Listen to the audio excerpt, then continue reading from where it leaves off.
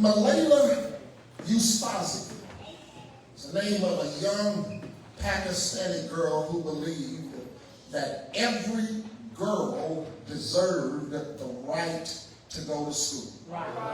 Malayla was a Pakistani girl that believed that every girl had the right to go to school. Now, I just said Pakistani. Culturally, you need to understand that there is a time in their history when women were not supposed to be educated. And women were ostracized in society because they were considered the weaker vessel. And it was not just a religious thing, but it was a cultural thing. And so she became an advocate for women's rights to learn. And in her advocacy, she drew a lot of anger from extremists. And in the year 2012, she was shot by the Taliban for speaking out. And against all of these odds, church and friends, she survived and she continued.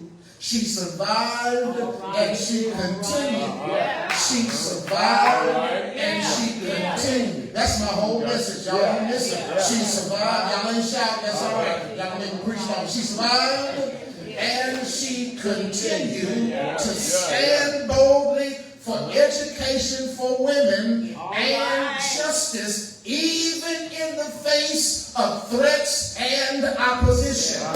Today, church and friends, I'm happy to celebrate Malayla because she's a Nobel Peace Prize winner, and her voice is not just in Pakistan, but it's recognized globally. Such is the discipline discovered in the discourse of Acts chapter 25. Just like Malayla, church and friends, Paul stood before some powerful leaders by the name of Festus and King Agrippa.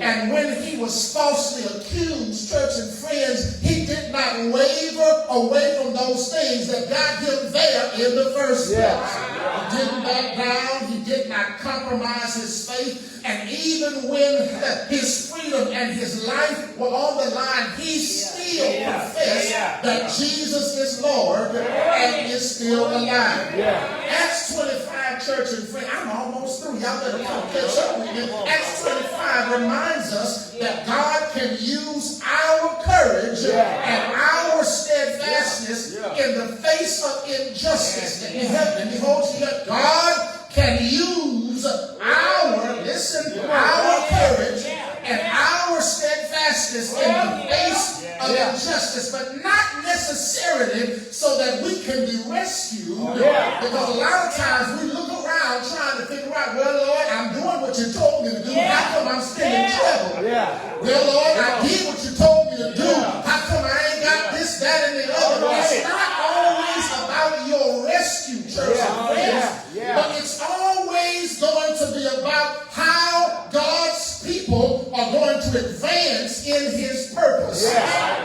History, church and friends, shows that courage often shines brightest in the face of opposition. And just as Malayla stood for truth despite her danger, Paul stood boldly before Festus, trusting God with the outcome. Y'all slipped on that one, so let me back up and pull this one out parenthetically. See, what happens to us is that we only trust God when we feel like God is going to do it.